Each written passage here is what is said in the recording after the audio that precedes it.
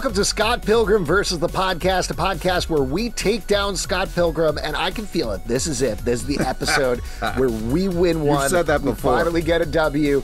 We're going to be talking about Scott Pilgrim Takes Off, episode 6. Who did it?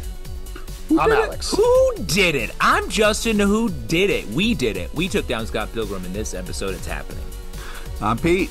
And as mentioned, we're going to be talking about episode 6, so if you haven't seen it yet on Netflix, please check it out. But Spoilers. A bunch of stuff goes down this episode as Ramona initially investigates Julie, Powers, and Gordon Goose, a.k.a. Gideon Graves, who are shacking up together. Also, Lucas Lee comes over and visits for a while, then leaves to a simple whatever. And by the end of the episode, Ramona thinks she has figured it out, leading to the return of Scott Pilgrim at the end of the episode. He shows up. End of show. End of show. We're done. Last episode. Who did it? Like you said, Justin, we did it.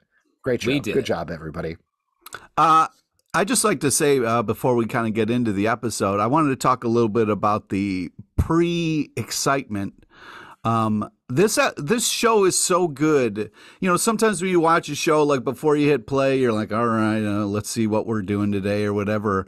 I am genuinely very excited about watching the show. It's one of those things where they do such a good job of building to this episode. I think the excitement is very genuine and cool. And I just wanted to take a moment and be like, this is awesome that this show is not only somebody who is a fan of the comics and the movies. In the tank for it. Yeah, to have this kind of giddiness and excitement before this episode, I think is impressive for the show.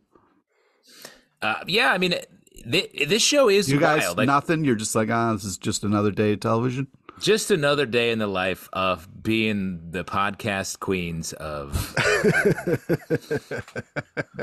what I was gonna say is this the creative swings this show takes are weird, and like you're saying, Pete, when you press play, I'm like, I don't know what's gonna happen in this episode. Yeah, and I it's could have never cool. predicted. Even the title, like Who Did It, I was like, oh cool. And I was like, this is a wild way to get to that revelation at the very end. And we still don't know. And more weird things were thrown at us. The script was written in the future. What? Okay. Yeah. Let's see what that means, how that happens, and how that works. But yeah, the start of the show starts with a completely different animation of a show. And I was like, is Netflix doing ads now? Like, what is going on? And I was kind of really thrown in the beginning. Well, what do you think was going on here? Because we got a glimpse. I don't think they ever mentioned the name of this anime. This is not a real anime. This is one created for the show, but it has the very classic trope of a young girl bumping into an absolute jerk. And then, as we find out by season 12, they clearly are in love with each other, even though they hate each other. So what do you think is going on here? I mean, I think there's some pretty clear parallels, but what were your guys' takeaways? I mean, I think they're just saying like this is the cliche, and I think it's self-referential that so much of Scott Pilgrim in the comic and the movie was like sort of in that world of cliche. Like, of course, these two are in love. That's what the story wants them to be in love, so they're going to be in love, and we never deal with the actual repercussions or underlying feelings of that or possibilities. And this show is literally all about that. Mm-hmm. It's all about like fun, weird gags and the underlying possibilities and underlying story beneath the story of something that's so surfacey like this anime here. I think there's also a sense of there's been constant criticism over the years. We've constantly criticized in terms of Scott Pilgrim and his treatment of Knives Chau in particular, and other characters towards Scott. And like you're saying, this isn't anything new. I mean, maybe that's sort of the thing they're pointing out is obviously we feel Scott Pilgrim is fresh. We enjoy it. We've done an entire podcast about it at this point. But at the same time, these are tropes that go back decades at this point in dozens, hundreds of anime shows. Like, it's a whole thing. So maybe that's a little bit what they're commenting on as well. But then they're also showing off a little bit of redemption arc, because that's what we're getting with Lucas Lee here. That's what we're getting with Gordon Goose here. That's even potentially what we're getting with Scott Pilgrim over the course of the show as well. Pete, what were you going to say? Yeah, I think it was just kind of like a fun POV of the Goose And it was fun to see him call himself the Goose. I call him the Goose, so it was nice to see him kind of pick up on that. But yeah, we got a real POV of what he's watching. And yeah, I laughed out loud when I saw him wearing the No Fear t-shirt. I loved that callback, and I loved how they kind of leaned into it. And he's like, kind of like, don't call me Gideon, it's the Goose now. And the two of them just having a day together, Lucas Lee and the Goose, man, I was all about it. Like that was so hilarious. And then, you know, when she gets home, she's like, I was fucking gone for 40 minutes. Just hysterical. I love how much the show loves this moment because we see it, and it's a big chunk of the episode just for Goofs. And then we get to see Julie's version of it. So then we revisit it. I was like, for an episode about revealing who did it, they certainly go around and around on like boys having fun at home. But just to go into it a little bit, like, your go for Goose, my name isn't Lucas, it's Luke, said with an absolute straight face. I love that they're friends, sick half pipe. Question for you guys. You ever just do a piñata, like just on a day? Or you're just like, let's throw this thing up in the sky? Not usually. Yeah. It's a special occasion. Yeah, if you were going to do that, though, like if you were going to just do a piñata, would you fill it with candy first, or would you fill it with something else, like your lunch? I don't know. Like your everyday. Yeah, you're like, oh, it's my ham sandwich. That's insane behavior, to fill a piñata with your regular lunch and then try to get it open at noon when you're hungry. How quickly do you think you would get fired from your job if every day you brought into the office a piñata and you're like, I'm sorry, this is just no way, dude. Traditionally in my family, this is how we have our lunch. I think initially HR would have a problem with it, but then after you did it and it became a thing, like, and people would look forward to the what's for lunch today, you know, reveal. I think it's a surprise. You win people over with it, I think. I think you could probably say it's part of my culture, and they wouldn't be able to say anything about it. That's a good point. Yeah, that's a good point. And here's the real thing, though. Wouldn't you have to put other people's lunches in there, too, and then you hit it, and then whoever opens it, just everyone dives and grabs it? Oh, yeah. The first person to crack it open's got first dibs on So you get it in the morning. You take everybody's lunch. You stuff it in a piñata. You hang it in the office, and you're like, this is part of my culture. Don't be prejudiced against my culture. See you at 1 o'clock, fuckers. Bring your blindfold. Yeah. But let me ask you this. What's the strangest thing you've ever gotten out of a piñata in real life? Just candy. I don't think I've ever gotten anything that it feels like you're getting towards something. You have a story. You've never done airline bottles of Jack Daniels and cigarettes? Oh my God. Nice. No. Good for you. That would get all over the place. Well, I don't want to hit airline bottles. I don't want to hit bottles with a bat. Those bottles are nearly indestructible. Yeah, I don't know if you've ever had it. They're like basically rocks of glass with a little teeny bit of Jack Daniels. Also, there's plastic ones too. You know, that's the best way to use a piñata. There, I do think they did capture. You know, because as a kid, I built a half pipe and then immediately hurt myself on it. I think that you did. Oh, out yeah, of wood. Yeah.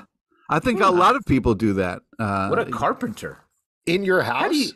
No, not in my house, in a friend's yard. But yeah, it was like a whole thing. And everybody just wrecked themselves on it first ride. It was like the funniest thing now, but at the time.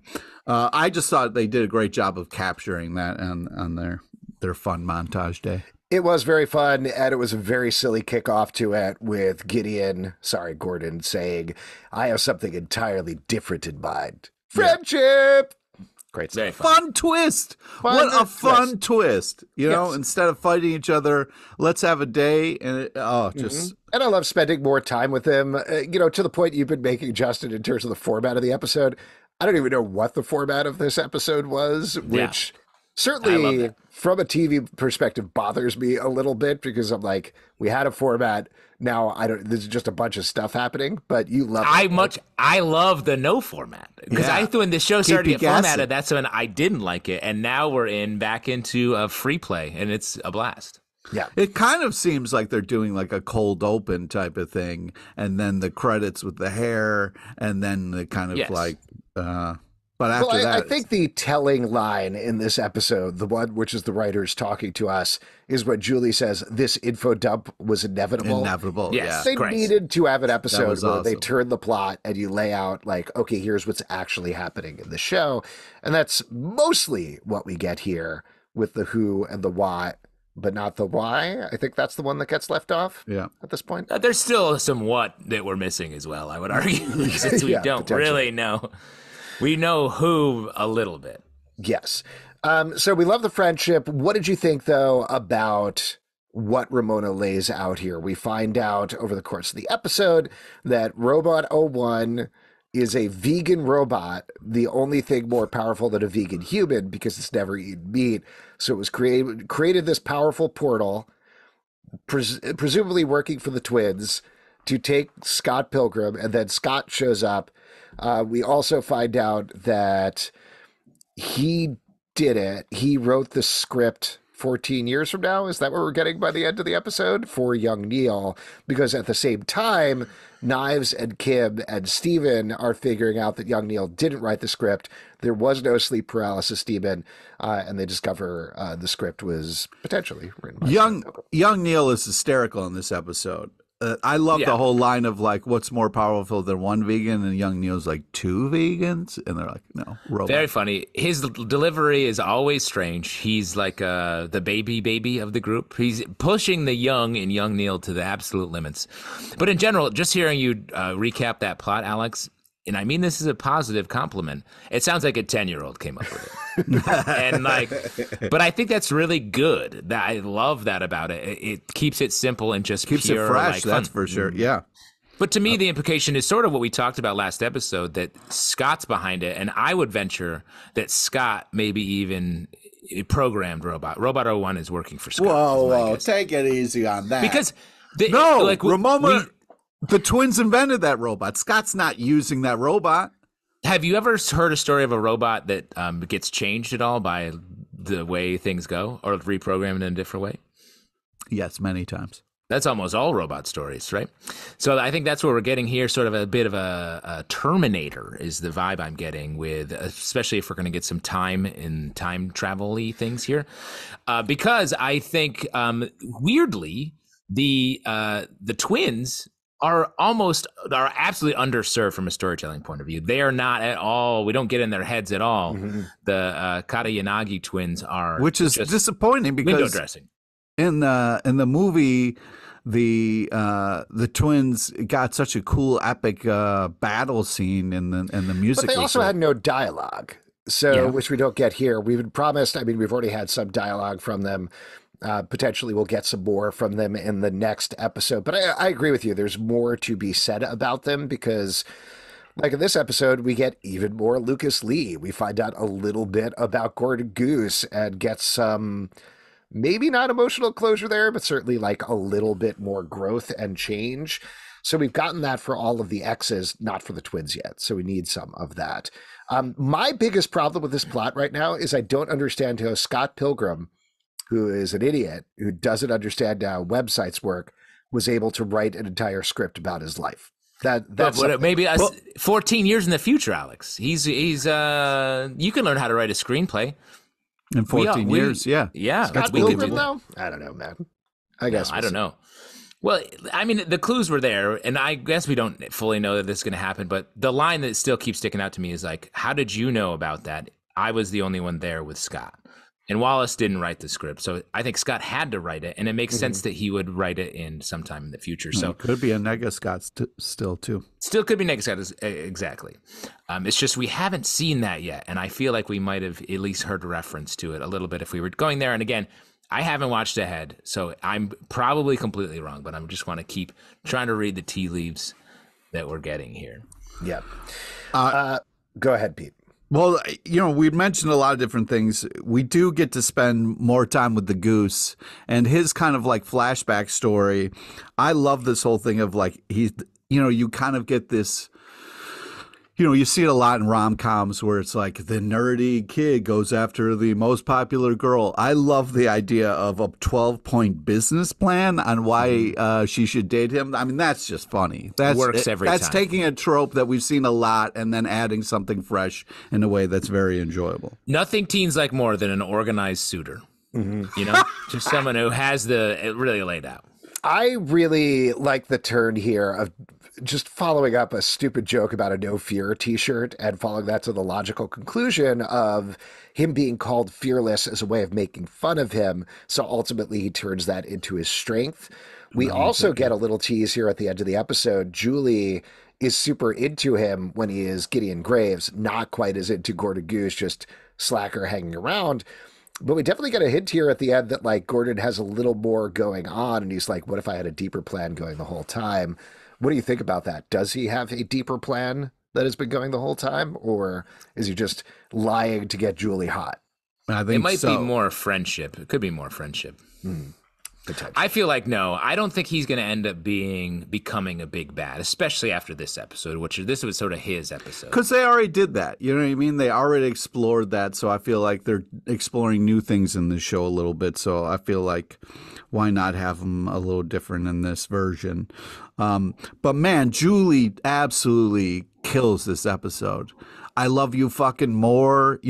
Just there's so many great lines that she has in this. I mean, Aubrey Plaza makes everything better. You know what? You love the plaza. You love the plaza, and you love a good plaza as well. A nice open area in a urban environment. He goes to the plaza to talk about the plaza. Yeah, makes sense. The Aubrey Plaza. I wanted to say, I'm just getting a theory in my head now. We got a line later on when we're getting the flashback with Ramona that she was teaching robotics and the twins were her TAs. Maybe she's programming this robot. No. Maybe they were the TAs. Or sorry, they were the TAs, but she was taking the class. Yeah.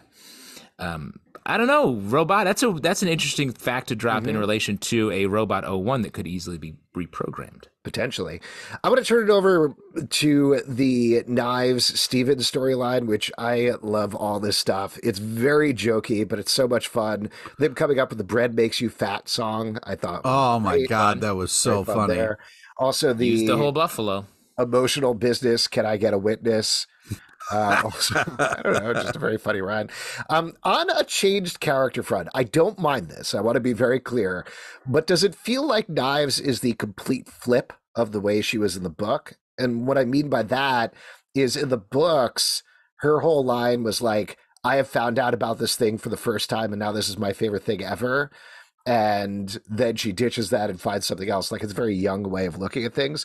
Here, she's the most knowledgeable one. She's the one in power. She's done the research about Matthew Patel to know that he loves Broadway musicals and he's a failed Broadway musical star. So they get to see the video of him doing the one-man agony from Into the Woods, which is ridiculous. Very funny. Sells it. But like, she's definitely the one in power here. What do you guys think about that? How do you feel about it? I think I wouldn't say it's a flip. I think she's so obsessed with Scott and the band in the movie and comics, and the idea that she just puts her hands on the instrument and is empowered by actually getting involved in the thing you love feels like maybe more the takeaway and lesson, and that has empowered her completely. And she's not just obsessed with Scott and the personalities behind it. She's taking power herself. And I think it's fun. Even to her, she's in this episode, she's like, oh yeah, Scott, I was mad about that. And she's clearly not anymore, but she's like sort of remembering that emotion. A little bit, because she goes like, does Ramona have to be involved? Like, that was a funny moment too. But she's moved so far. I know I keep focusing on this in particular, but we once again get a moment where we almost deal with the Ramona and Knives of it all, where they bring that up and they're like, we were dating at the same time. And Ramona's like, oh yeah, we should. And then somebody's like, no, get back to the mystery. What are you doing? That feels to me like the writers not wanting to deal with that, maybe holding off on dealing with it potentially. To me, it's more like, let's not go back to what this was before. That's boring. Let's keep moving forward into this fun new world rather than go back into just a fight we've already seen about something that is basically meaningless. Scott's not even the center of this story. Why are these two characters that we've gotten to know so much better in this show, why would they be fighting over him when it was a non-relationship, sort of non-situation that they don't need to be fighting over? Right. And they even point out stuff about that as well, to your point. Like, I think it's Kim says to Ramona, are you excited about seeing that guy that one time? Date with one time? Very funny. Yeah, really funny. But she smiled, though. So she is excited. No, she is excited about it, but they're also driving in on, like, are these feelings that we feel, are these sparks that we feel on the first time, on a first date, are they real? Are they something that can continue? That's something the book delves into that we haven't really necessarily dealt with in the show yet, is, and we talked about this a lot when we were talking about the book, but, like, it's the arc of a relationship, and you feel that passion immediately, and then it becomes something else, maybe something better, maybe something different, maybe something bad, you don't know, but relationships grow and change over time. Here, they're not even at the beginning of that. They went on like one date. But I think the answer to your question is sometimes the sparks do matter. And I think even though this show is completely deviated from the source material, like we still saw that date in the first episode, and it still was magical, and it was played pretty straight. Like, this is just a great date that they're both into. And I love that. And the only real drawback from this episode for me is I don't think I saw any butts. Alex, did you see butts? No, I was on butt watch the entire time. Your theory is gone. I love it. But what I do like that they're still doing is taking shots at Big Hollywood.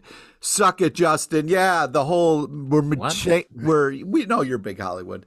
The fact that like they turned it into a musical. Now they're like, young Neil, is that okay? And young Neil's line like, oh, I used to be a writer. Just hysterical. Sorry, not to get back to the previous point, but do you think the title "Who Did It" is a reference to Dad Ass?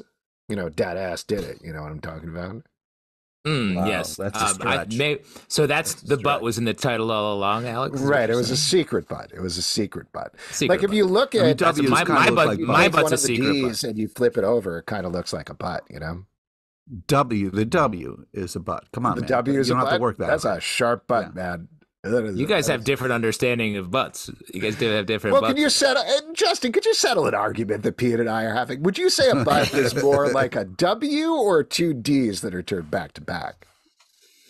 You mean a B? A D and a B? No, two D's. A D turned back to back to a capital D, not a lowercase. Oh, I see. I thought I was thinking a lowercase D and a B set back to back. Yes. DB, that butt, Alex. Oh, thank you. Oh, well, that settles it, I guess, then. And that's probably it for the podcast. I'm kidding. What else do we need to talk about? When she realizes it's the twins, there are 2 exclamation points over her head. I thought that was fun. This is also one of the rare title sequences I recognized as Pac-Man. So I was very happy about that. Nice. Last episode was Mega Man. I didn't say, but it was. Okay. It bothers me. As a video game fan, I'm like, I should know this, and I don't know this. It just drives me. Sorry, real quick. As a video game fan, Alex, how you doing on the Scott Pilgrim game? You liar. I'm still not past episode 2, but I'm episode 2, level 2, but I'm gonna get there. Video game fan. You don't even. As a video game fan, you can't name shit. By the way, I've been playing. Played was fucking Super Nintendo. I've been playing Super Mario Wonder. Sick. Oh yeah, that's good. Oh, nice. Very good. Very fun. Got to check that out. As soon as I finish the Scott Pilgrim game, I'll play Super Mario. Never. So half past never. You liar. Any other notes from the episode? Oh, there's so much. Luke wearing the No Fear t-shirt because the buddies was really fun. I just love the No Fear t-shirt callback. I thought that was just a fun bit. Go ahead, Justin. I was going to say the line young Neil saying, like, I miss having my own cart. My own the golf cart. Yeah. I can't believe he didn't say Mario Kart. I thought it was a perfect callback. I wish he said that. I love that this Scott Pilgrim, among all things, posits that Canadians transfer to different schools constantly. This show uses the idea that they went to elementary or high school together and moved schools. Every character did that. We get more of that here. I'm like, what? Maybe is everyone moving? I don't know. It's just a funny specific There's that I don't know. different schools for different grades, buddy. You know that, right? But everyone's leaving schools. We have the same theory with Gordon Goose. He leaves the school, and then they later are reunited. It's like, why is everybody moving schools?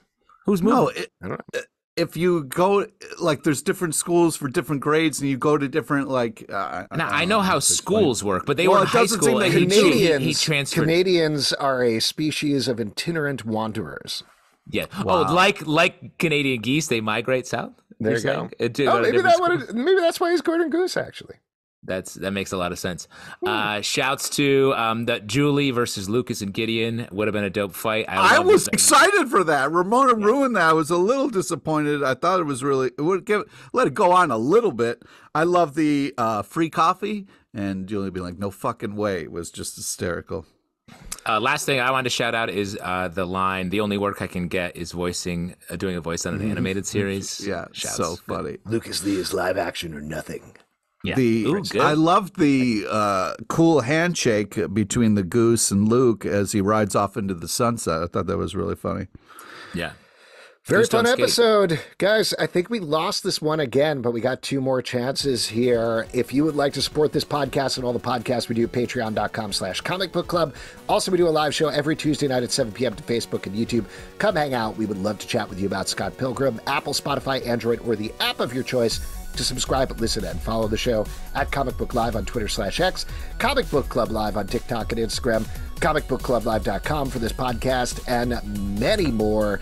Until next time, I guess, Scott Pilgrim, that ass. We're going to get that ass. That ass. My God, I think it's 2 capital J's next to each other.